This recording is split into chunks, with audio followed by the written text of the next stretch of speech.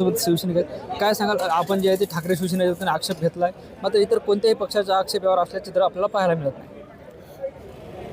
आज नांदेड महानगरपालिकेचं निवडणुकीच्या संदर्भात आरक्षण जाहीर झालेलं आहे. आरक्षण जाहीर झाल्यानंतर आम्हाला जेव्हा परिपत्रक देण्यात आलं स्टार्टला, त्या परिपत्रकाप्रमाणे एकूण नांदेड महानगरपालिकेमध्ये 81 जागा आहेत. 27% OBC म्हणजे 21.87. 87% 0.87ला यांनी अपूर्णांक द्यालेत. जे अपूर्णांक संख्या राहते त्यांना 0 द्यालेत. राज्य शासनाचं परिपत्रक आहे, महाराष्ट्र शासनाचं परिपत्रक आहे. याच्यामध्ये 0.50 जरच्या वरी असेल तर 1 धरतात आणि 0.50च्या खाली असेल तर 0 धरतात. 0.87ला यांनी 0 धरून OBCचं आरक्षण 1% कमी केलेलं आहे. आम्ही निषेध करतो महाराष्ट्र निवडणूक आयोगाचा. महाराष्ट्र निवडणूक आयोग एक दबावाखाली काम करत आहे की ऑलरेडी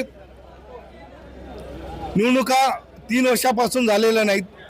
आता परत OBCचा 1% कमी करून राज्य निवडणूक आयोग OBCच्या हक्कावर गदा आणत आहेत. आम्ही जाहीर निषेध करतो. राज्य निवडणूक आयोगाने गेल्या अनेक दिवसापासून राज्य निवडणूक आयोग मनमानी कारवाई करत आहेत. या मनमानी कारवाईच्या विरोधात आम्ही हायकोर्टात जाणार आहोत. आज जे आरक्षण जाहीर केलेले आहेत या आरक्षणामध्ये अनेक त्रुटी आहेत. प्रभाग क्रमांक 4मध्ये मोनोपॉलीचा कारभार त्यांनी केलेला आहे. एक महिला आरक्षित असताना डायरेक्ट OBC महिला त्यांनी अपॉइंटमेंट केलेले आहेत.